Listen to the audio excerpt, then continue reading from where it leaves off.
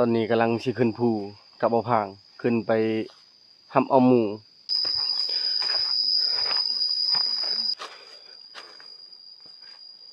ดีเห็นแล้วบาดเดียวจอดเลยเนาะแม่นลายว่าหมูทั้งๆนะลายสนใจเลยพี่น้องสนใจเลยได้ห้ามแล้ววันนี้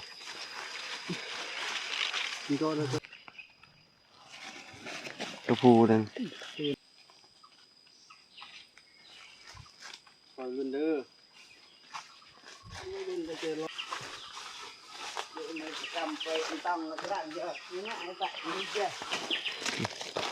หนึ่งสองได้ห้ามสนใจแล้วพี่น้องเอ้ยเห็นFCกับทาเบิ้งตลอด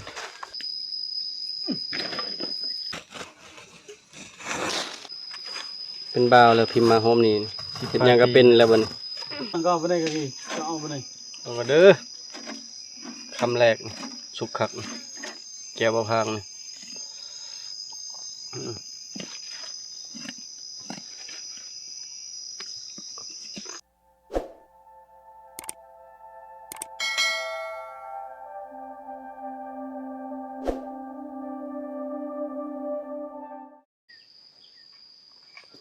สบายดีพี่น้องสบายดีตอนเช้าตอนนี้กำลังสิขึ้นภูกับเอาผางขึ้นไปทำเอาหมูก็คือเฮาเว้ากันวันนี้แหละให้ทีมงานเฮาลงมาหาเฮาอยู่เซแต่เฮาขึ้นไปหาเขาสิพออยู่ไสก็ตามนั้นแหละเพราะว่าเฮายังบ่ได้นอนนะที่จริงน่ะบ่เดือนให้บอกให้ขึ้นไปแต่เริ่มแจ้งแล้วก็ขึ้นไปเลยแต่ว่าตอนนี้7 โมงแล้วมันสวยแล้วพี่น้องเอ้ยเนื่องจากอันที่ว่าเฮาเมื่อยแน่ตื่นสวยแล้วก็ยังถ่าข้าวสุกแน่บ่ฟังเพิ่นนึ่งข้าวนะก็เลยช่วยกับยามันเอ้าจะได้ก็ขึ้นภูไปพร้อมกันพี่น้องเอ้ยไปลุ้นว่าสิใหญ่หรือน้อยไปกับบ่พาง2 คนเฮาขี่เรือไปทางถึงบ่แหละทางนะไปสบายดีพี่น้องไปคือลงเรือแล้วก็พุ่นแหละขึ้นไปทางพุ่นแล้วก็ขึ้นไปทางพุ่นตามเคยขึ้นนั่นแหละไปกับไอ้ดองตอนนั้นบรรยากาศตอนนี้คือวันคันเริ่มสวยแล้วลมเริ่มพัดขึ้นแต่ว่าเมื่อคืนนี้ก็ยังพัดขึ้นในลมนี่นะเพราะยามนี้มันจะไหลลมมันสิพัดขึ้นไปทางตะวันออกและยามนั้นมันสิพัดลงไปทางทิศตะวันตกเพราะว่าน้ำอันนี้ทางพุ่นจะไหลสู่น้ำคลองนะก็คือทางทิศตะวันตกและอันนี้ก็คือไหลมาจากประเทศเวียดนามก็คือมาจากทิศตะวันออกนะเพราะกำเนิดของน้ำแห่งนี้มันกำเนิดมาจากแขวงเซกองผ่านแขวงสารวันจึงไหลสู่แขวงสวรรณเขตมองมันทำโบทันได้ยามไปกับโบถึกวันนี้ได้ปรากฏตัวเดียวแต่ว่าปรากฏกับง่ายคักอะไรก็พอดีแดดเลยขึ้นตอนเช้าพัดนอนมวน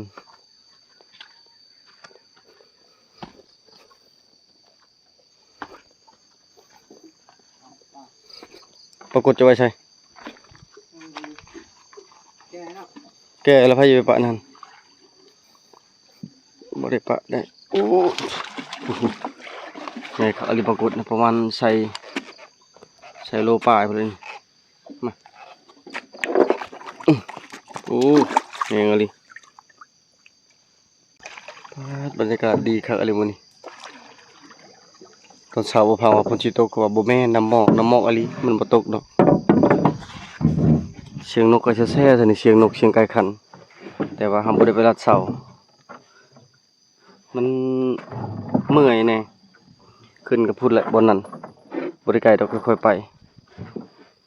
ทีมงานบรรลอยที่เขาพากิน4 คนเขาก็กลับแล้วนี่ทางขึ้นไปบ้านเขาทีมงานจุดนี้ก็คือทีมงานที่ว่าไปกับไอ้เคยได้หมูป่าตอนนั้นแหละทีมงานที่อันบ่เฮียงว่าวันนี้นะบางคนก็ใส่เกิบบางคนก็ใส่เกิบนะก็ย่างไปแล้วไปได้ย่างก็ลงกันนี่แหละ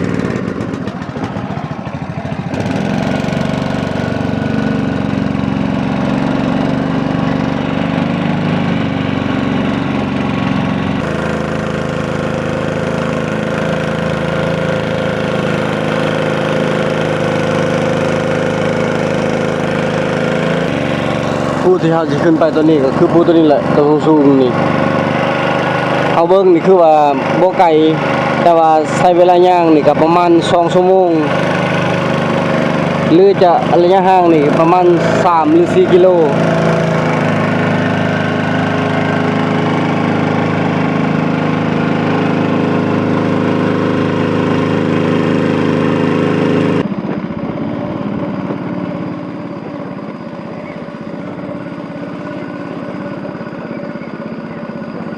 ไปเอาหนึ่งกับฮ้อนแต่ว่าย่างนี่พอแห้ง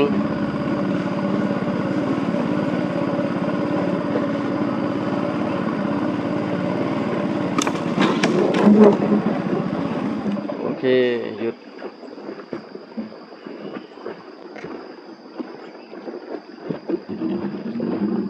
ฮอดแล้วมาฟังฮอดฟ้าแล้วแล้วก็ค่อยขึ้นไปเลย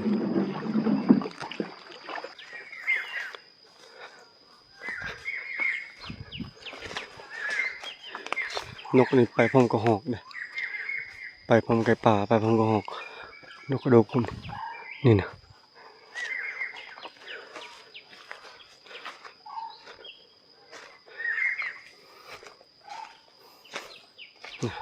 นกเลย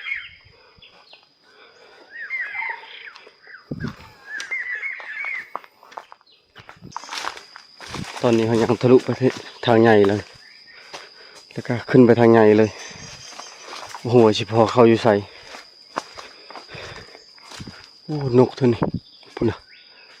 พุ่นนะนกมันกินมาขี่นี่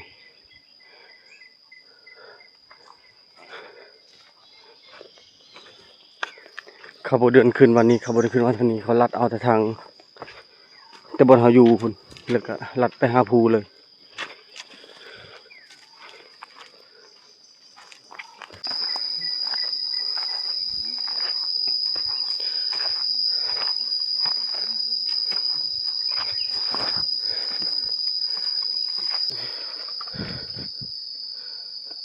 นกลายนกกระลางเท่านี้แปลนมดเดี๋ยวนี้นะเพราะว่าพ่อบรูแล้วก็คนบ้านเลยนำที่เจ้าแบบละเลยขวายอยู่พี่นะปล่อยปะบดมีให้บดมีส่วนภัย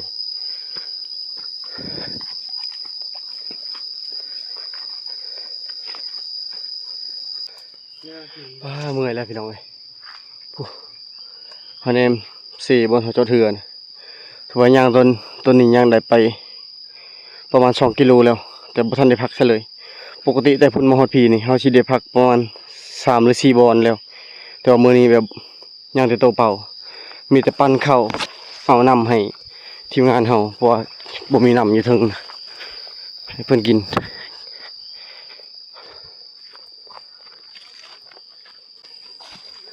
ตอนนี้เหือแตนเลยเริ่มเข้าสู่บอนที่ว่ามันตึบมันเป็นป่าดงดิบ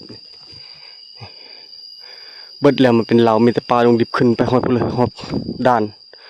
บอนครัวหมู2 โตปีกายนี่แล้วก็บอนเขาเจ้าได้หมูกับบอนเลนาได้อย่างแหละแถวหาแหวเลนาปีกายนี่อันนั้นหอยเดือ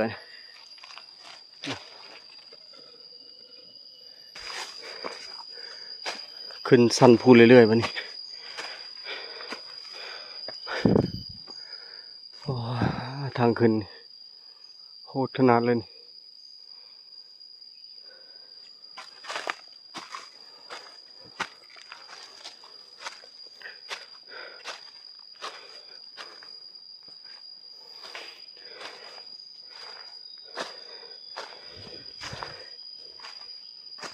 ขี้งอบัดเอาลงมานี่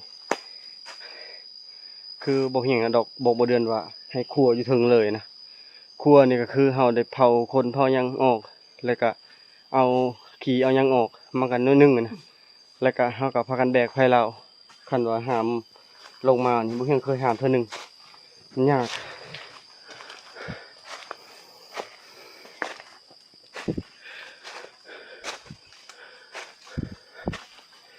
โอ้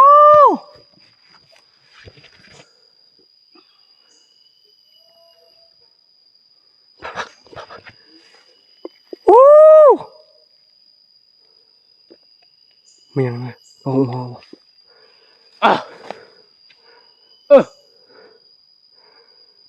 พักกันหน่อยหนึงจะเล็งใส่ชันตัวนี้พอแห้งตอนนี้ได้ยินเสียงทีมงานเฮาแล้วเขาหักก็ลงน้อยหนึ่งนะเฮาน่ะขึ้นมาปักหลายๆแล้วเกือบชีวิตผู้เลยอีกประมาณหลักหนึ่งโอ้ยเคยแต่พี่น้องเอ้ยเขานำบ่ทันกินหาก็ได้พักบนเดียวนี่บอกทานี่แหละมันสั้นแห้งอะไรตะบนพระเจ้าให้ทานี่แล้วว้ากว่าสิมาฮอดพักหนึงแล้วก็ไปต่อ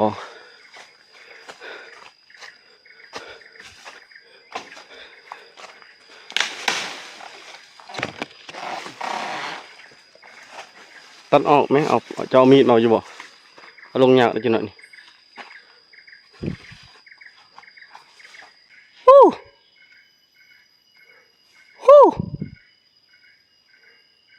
มันยังไกลอยู่เลย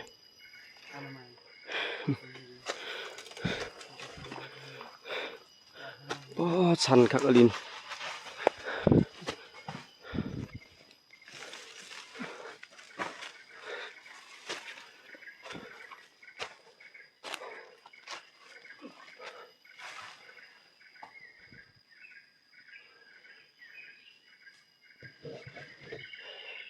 แต่ว่าอีกบ่ไกลนี่ก็ฮอดบอลที่มาเฮาได้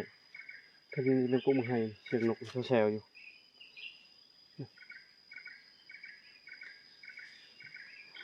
วังขึ้นมาก็ไม่เคยนะทั้งลิงทั้งกระแดงอยู่พี่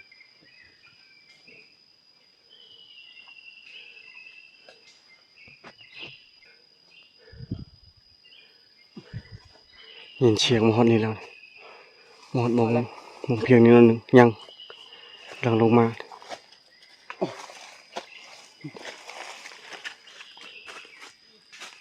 เดี๋ยวมอดแล้ว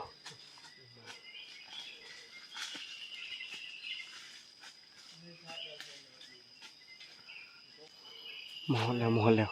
นะบ่เดือนไปก่อนลงมาก่อนเอาลุ้นกันพี่น้องว่าสิใหญ่หรือน้อยเฮาผู้บ่ได้ลุ้นกว่าเขา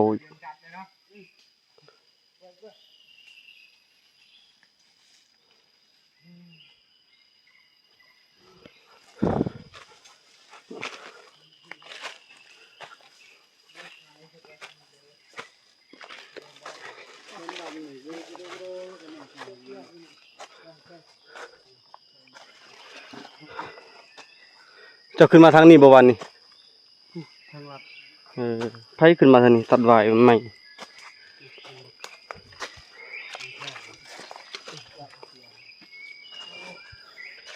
ดีเห็นแล้ว ปรางเกียร์ได้กว่ากลางมัวได้คือกรี ในอะไรจะล่ะ หาพอเลี้ยงไว้ เสียงนก กลาง แซ อัน ว นี้ อยู่ เต้นกลางอันนี้เต้นบุกเดียวนี่ยัง กามินเกาะ เห็นจากโต สบายดี เห็นจากโตหมู เดียวนี่แหละ ตัวเดียวนี่ แม่น บัดเดียวจอดเลยเนาะ แม่น ลายบ่หมูทั้งๆนะ ลาย นายพรานเพิ่นจัดเห็นได้บ่เดือนบ่ได้ บ่ได้ โอ้เสียให้นายพรานแล้ว แถวๆเฮาอันนั้น เขาเละ บ่ บันเลย บ่เคยเฮานอนแล้วหมูมันอ เขา ยู่ เละ นะ บัน แถวด่านท่างนี้เนาะ แม่น แถวพลันหินแถวนั้น บ่ได้ไปไกลได้ยังไงมันออกไปประมาณ10 เมตรมันอยู่อีกน่ะหมูบ่ได้เห็น บ่ยิงซ้ำอันนั้นยิงลัดใช่เลย ปีนี้เขาบ่ได้จุดป่าบ่ทางนั้น บ่ เฉพาะตึบเลยเนาะ ขนาดเขายิงเกือบได้ยิงลูกที่3อีกมันบ่ได้ไปใส่ซ้ำหมูถึกแหว เป็นตาย่านขนาดเคยคิดว่าหมูบาดเจ็บกลางคืนแน่ บัดเช้านี้บ่เห็นบ่ บ่เห็นพยันอันน่ะหมูปานลูกน้อยลูกอ่อน เป็นห้อยลูกมันยังน้อย เออ อ่ะ พากันมาส่งข้าวส่งน้ำส่งอาหาร อันนี้นะน้อย ไว้บ่พังผู้เดียวจัน ผู้เดียวบ่ไหว้จะ2คนได้อยู่ พัง เออครับ พังเสียงนกนะกินน้องไห้นะ เพิ่มกว่านี่ไอ้ เดี๋ยวนี้ประมาณวัง ประมาณที่โต หลุดหมูแม่น้อยหนึ่ง ตัวหนึงนี่แหละ ม มันน่าเป็นผงบ่ พอดีกินเลยคนนี้เอาหนังกรอบๆเลยบัดนี้ ว่าตัวเดียว ตัวผู้นั่น เตือนเถอะเราให้เราดีครับเนี่ย ช่วงหนึงนะคนมันนี่มันจะปรุงออกเบิดเลยแต่ช่วงนี้นะคนยาวช่องซอกได้ห้ามแล้ววันนี้ค่อยๆบรรเปลี่ยนกัน ไอ้ใหญ่ได้กินโตเลยจ้ะ โตถึกเด้อโอ้ทางลงยากอะไร ตัวเล็กกระบือเนี่ยมา กับบุรพาคโยง ก็เอาที่นะก็เต้เนี่ยนี่ดาวกองเราตัวนี่เยอะให้กลางรุ่ง ค่อยเปลี่ยนเอาตัวนี้ฮอตซีพอแห้ง นี่ก็แก่มันก็ละต่องนี่สุดละอยู่รังจริง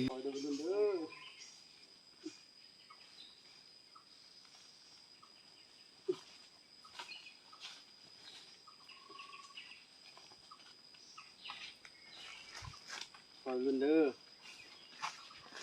รุ่นจะเจร้อน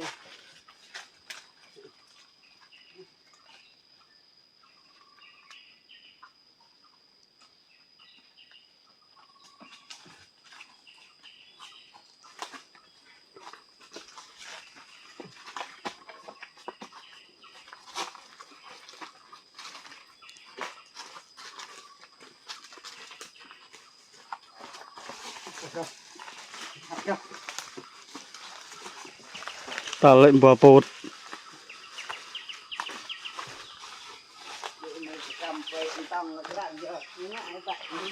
อืม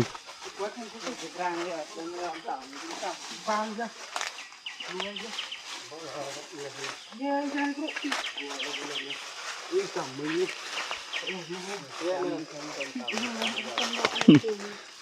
apa ini apa gambar kamu ya kamu bro tumpah na Ui, dầu nha, nguyên dầu nha, bò. ลองเบิ่งไว้จักศอกหนึ่งสองเกือบประมาณอีก10 เซนเกือบ3 ศอกอันนี้กาย3 ศอกกาย2 ศอกกายครึ่งอันถ้ามันหนักบ่มันบ่หนักแต่ว่าสาเหตุก็คือมันทางยากอะนะการลงนี่ค่อนข้างจะระวังเพราะว่ามันเป็นผาเป็นเฮลลงเลยคันตกลงไปนะโอ้บ่คุ้มเฮาค่อยๆลง ตอนนี้คือพักผ่อนได้2 บอนแล้วเพื่อฮอดพุ่นน่ะประมาณ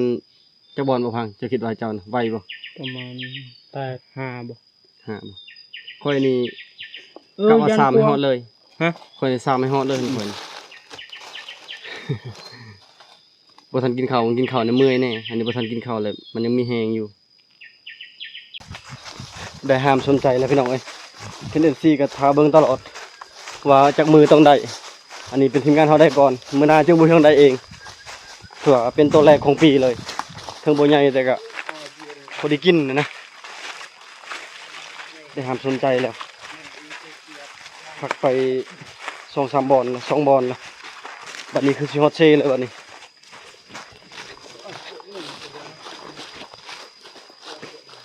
ra hay biết quay pan một ให้เราพาเราไปบัดนี้เปลี่ยนกันถือว่าเราลงมาได้ประมาณ1 กิโลกว่าๆโอ้เกือบวิดภูเขาขึ้นไปหาทีมงานเปลี่ยนกันห้ามเปลี่ยนกันแบกดีใจพี่น้องเอ้ยได้กินของแสบเอาไปฝากเมียแล้วบัดนี้ไปแต่ละเทื่อก็เพิ่นจมหาตลอดว่าเอ้าเป็นในพรานคือบ่เห็นได้พรานเป็นในพรานคือบ่เห็นได้หมู่นะมื้อนี้ก็สมใจเพิ่นแล้วตั้งแต่บ่เฮียงเอาแซลมอนมาเฮือนก็ถือว่าตัวนี้เป็นตัวแรกที่แซลมอนได้กิน ตอนนั้นแม่นตอนยังเป็นแฟนกันอยู่เคยได้อยู่แล้วก็เอาไปให้อยู่บันดง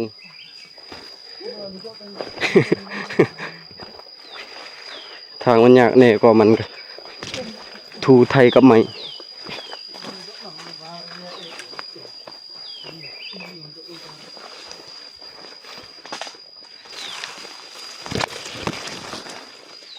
เท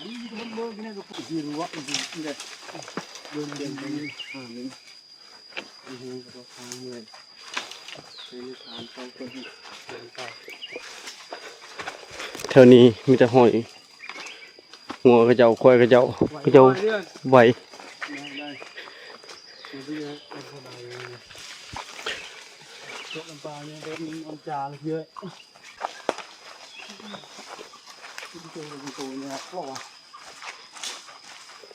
เปลี่ยนนะ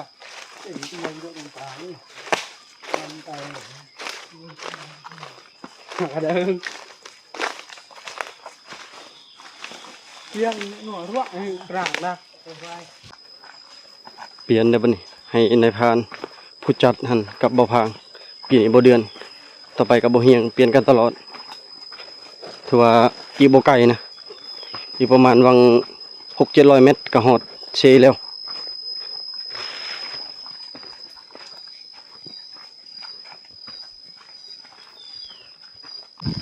ก็ค่อยเปลี่ยนเอาพี่น้องเอ้ยผู้เดียวก็บ่ไหวเปลี่ยนไปทางหลังก็ใครแน่ไปทางหน้านี่มันทางยากในเมื่อกี้นี้นะโอ้เจ็บบ่าไปกันในผ่านเก่งกะลี3 คนแล้วเปลี่ยนสมซื้อในผ่านอะไร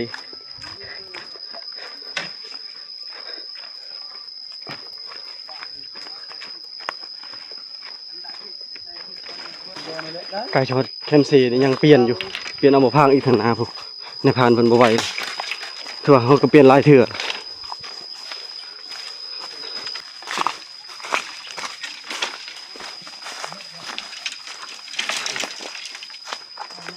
โอเคพี่น้องตอนนี้ถือว่าฮอดเซเรียบร้อยแล้วฮอดเซก็คืออ่างเก็บน้ำมันแหละหมู่ของเฮาลงเซลงนี่เรียบร้อยแล้วเกียมพุ่นแหละขี่เรือไปพุ่นประมาณวัง2 โล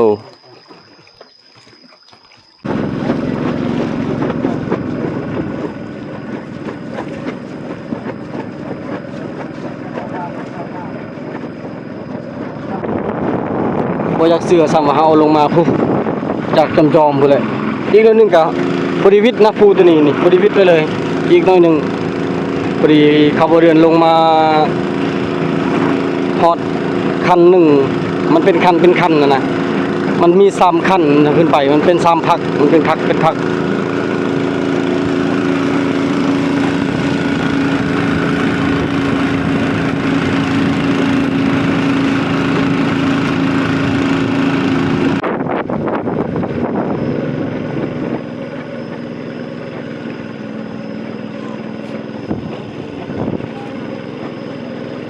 ฮอดแล้วพิมพ์ท่านี่แหละพิมพ์นะสบายพิมพ์แบบไปทางใดก็ได้บ่ได้ยาน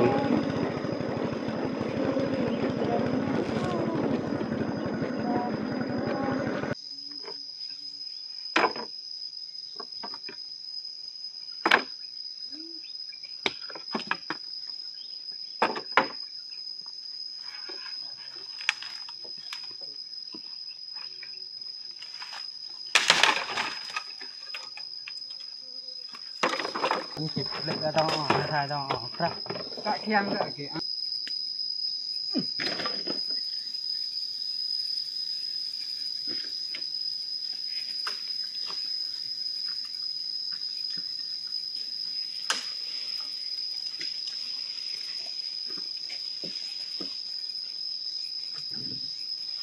lại sơn này kìa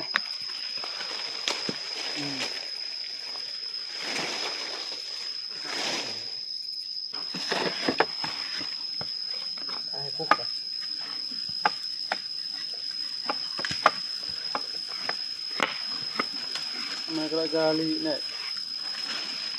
là cà nhựa này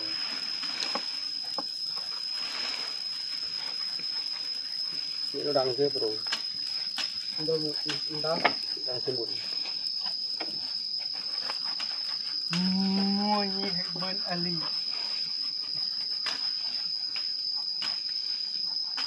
mà cái khóc mẹ dù này lầm lên này để không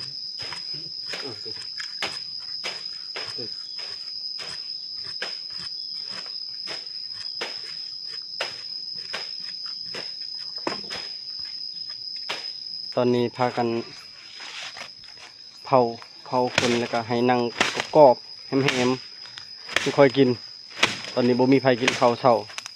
เฮาคิดว่าตอนขึ้นไปนี่ใช้เวลา2ชั่วโมงค่ากลับประมาณชั่วโมงปลายที่จริงน่ะบ่ฮอดซ้ำเพราะว่าเฮาเร่งในการพักของเฮาก็มีน้อยลง คือพักเทื่อเดียวตอนขึ้นไปนะมันก็เลยบ่ได้ซาปานใดคือแต่ละเทื่อพัดเครื่องลายอันนี้พัดโตเป่าอะนะมันก็เลยฮอดไว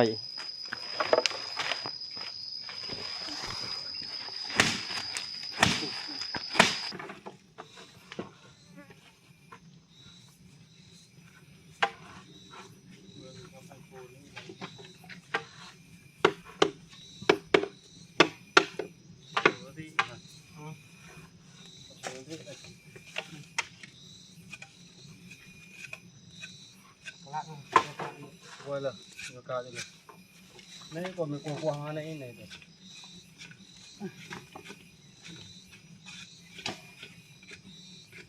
Mình này phải lâu tạm lên này.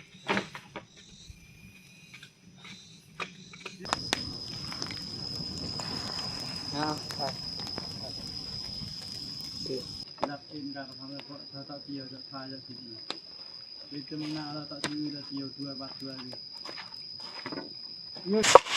ดับตะโกน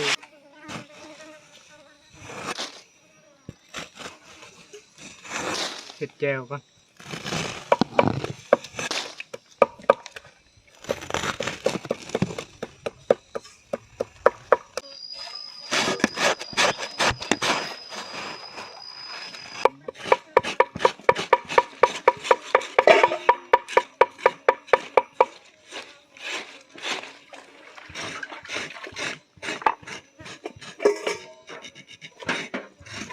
โดนละแก Jero nong Jeronong. kuang ka lock bentar.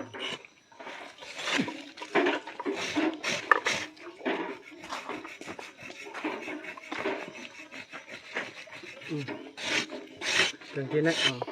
Cái vỏ như rập chỗ này. Ini nyimpan kuat ya. Ini tiang. Nó lợ. Ini kita di untuk bom. Ở nè. Chút liền loi cái chân.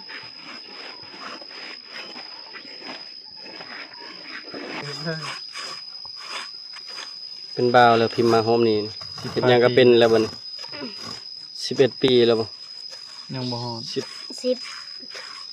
10 ปี ประมาณ5 ยังเรียนป ป .4 ป .4 ถ้าให้ขึ้นป .5 บ่อยากขึ้น ปีนี้ดิปีนี้เดือนเก่าดิค่ะ บัดใหญ่แล้วเป็นนายครูโลดเป็นตำรวจโลด Bên này kìa. กี่คันที่เห็นมาเลยเนาะ Bật nhau. ก็ย่างก็เอาไปได้ก็ดีก็เอาไปได้ เอามาเด้อคำแรกสุกคักแก้วบ่พางนี่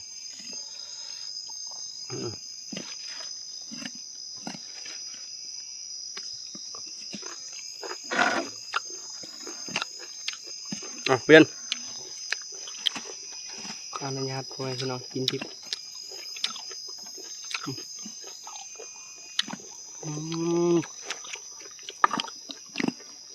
นายผ่านประทานเฮ็ดก่อนแล้วเฮา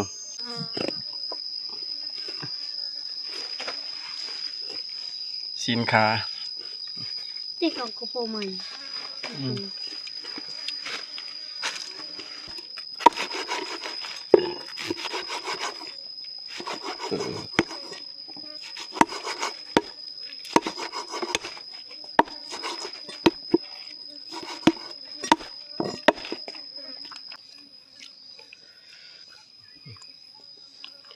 ปิงสุกแล้วนี่ Nè tè ruộng từ tràn đấy nó. จังพอแต่หึงแล้วพี่น้องเอ้ยสุกได้เนี่ยกินกับข้าวเลยสิอิ่มไว้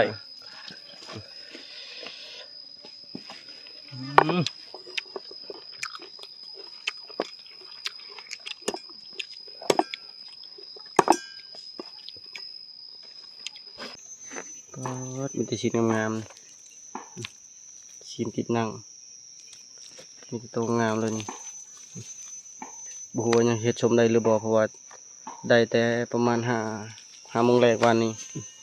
ตอนนี้ก็ประมาณ11 โมงแล้ว พื่อกูมองกูหยังอีกผลิตเต็มกระตาเลย ประมาณ10 กิโลปั้นเรียบร้อยพอดี5 พูด 5 คน พิมพ์คนน้อยกับปั้นน้อยหนึ่งอันนี้ก็คือเพิ่มให้ในพานชิ้นขาดพานจะได้หลายกว่าหน่อยหนึงอันนั้นส่วนกระดูกกับเครื่องในมันทันได้ปั้นให้ในพานเอาก่อน กูเอาก่อนกูสลัด โง่แล้วเอาก่อน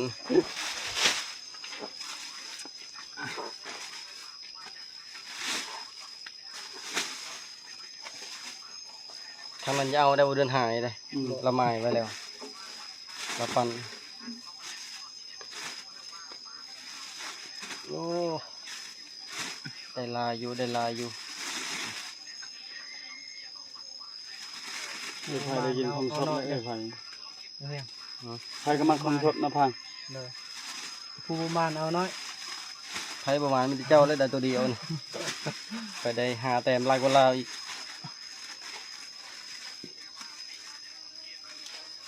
ประมาณจักโล 2 โลไปหรือ3 โลนี่แหละ 2 โล 3 โล 5 โลน่ะ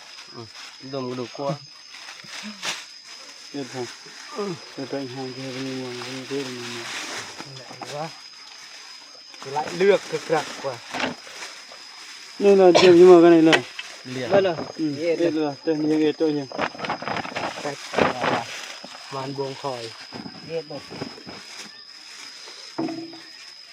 จันเราก็เปียกแล้วเฮ้ยกระชูนี่ตังกองมาแล้วเบี้ยทั้ง มาได้บ่พิมพ์ พิมพ์คือได้2 พูดบัดนี้บ่ได้พิมพ์นี่เบิ่งนี่ อันนี้ก็พูดหนึ่งนี่ก็พูดหนึ่ง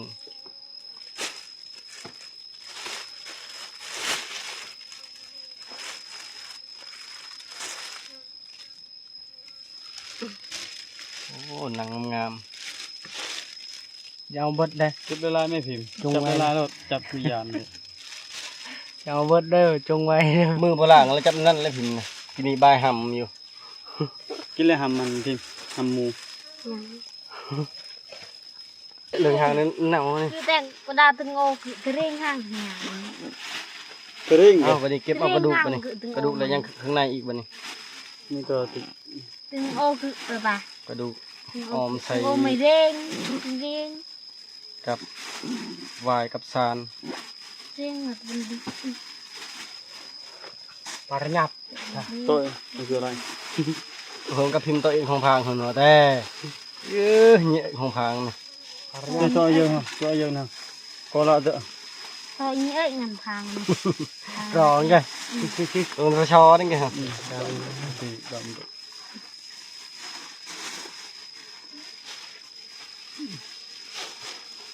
จะเบียปารยับ จะดูเนี่ยเด็ดสลัง ในเต้นใน เมื่อมันเจอเยอะตะบ่า เดี๋ยวไปเห็นไหมระเบิด กระรับเต็มbuat tolongไง แซลมอนน่ะ เจอตัวคนดองเจอ นั่นดู เจอตัวเจอนะ ตัวซ้อน เจอลอย ยังกันเลยให้จะเรียกตา เจอตา ตาเนอะเนาะ เนาะ อันนี้ไม่ไตรจะลาไตรก็บายบาย ก็ได้ยมสักยมห่างอ่ำแปะเลยเว้ยไม่ไหวจำจะจ่าย เลยจ้าเราได้ มีส่วนกระดูกแล้วก็ยังข้างในเมื่อกี้นี่มันซีนพิมพ์ได้อาหารไปพักน้องแล้วมันนี่เนาะ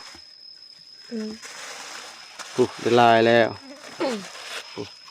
ตอนนี้ของเจ้านะ ตัวนี้ 2 อย่างแล้ว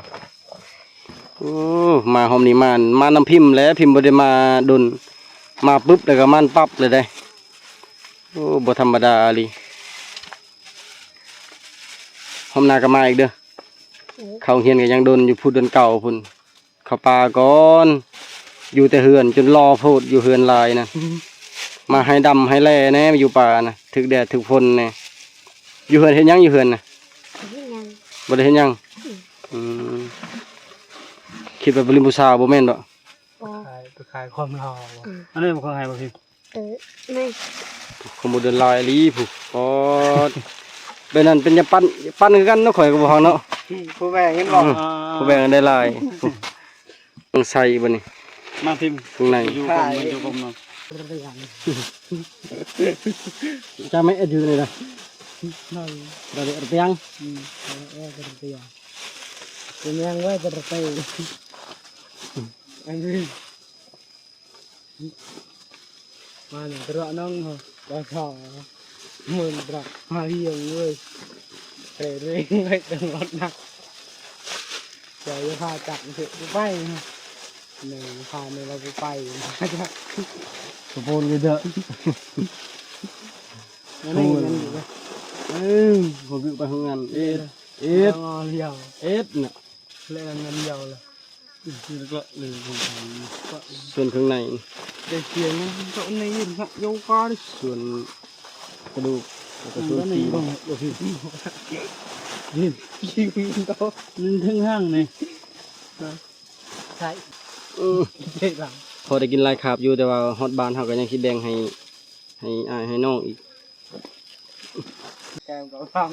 มื้อนี้ปกติว่าบ่ทันอยากกลับแต่เพราะว่ามองแม่นเฮาบ่ทันยามมื้อเช้านี้แล้วก็คันฮู้ว่าสิกลับแม่นกู้ไว้เลย แต่ได้อาหารแล้วถึงนั้นเฮาว่าคั่วไว้กับแดดมันบ่แห้งอะนะยันมันเน่า แล้วก็คันลมควันมันก็สิบ่แซ่บอะนะคันเฮาเอาอาหารเน่าเมื่อมันก็สิกินบ่แซ่บนั่นแหละอยากให้ทางบ้าน คนที่เฮาฮักอยู่บ้านน่ะได้กินแบบของแซ่บๆก็เลยว่าเอ้าจะได้ก็พากันกลับบ้านก่อนแหละ อันวางมือ2มือจึงค่อยเข้าป่ามาใหม่แล้วก็คือตอนนี้สิลงไปกู้มอง กู้วัตถุกอย่างเครื่องของกู้พบพบัตรแล้วก็กลับบ้านก่อนผมนำมาใหม่ถือว่าโฮมนี้ก็คุ้มค่าอยู่พี่น้องเอ้ยนอนคืนเดียวแต่ว่าได้ของกลับบ้านหลายโลเติบทั้งนกทั้งปลาแล้วก็คืออันนี้แหละหมูเป็นของที่เฮาตามมาหามาแต่ดนได้เถื่อจะได้ก็อย่าว่าซั่นอย่าว่าซีพี่น้องเอ้ยการหาอยู่หากินวิถีชีวิตของเฮาก็คันบ่หาก็บ่ได้กินพี่น้องเอ้ยมันบ่มีหมองซื้อหมองขายหลักๆก็อาศัยหาเองนี่แหละอยากให้ทุกคนเข้าใจนํกันสำหรับคลิปนี้วิดีโอนี้ขอจะไว้เพียงเท่านี้ก่อนก่อนอื่นก็ขอขอบใจไว้ทุกคนที่เป็นกำลังแห่งใจให้บ่เฮียงถ้าปฏิตามในพี่นาเด้อพี่น้องเด้อบาย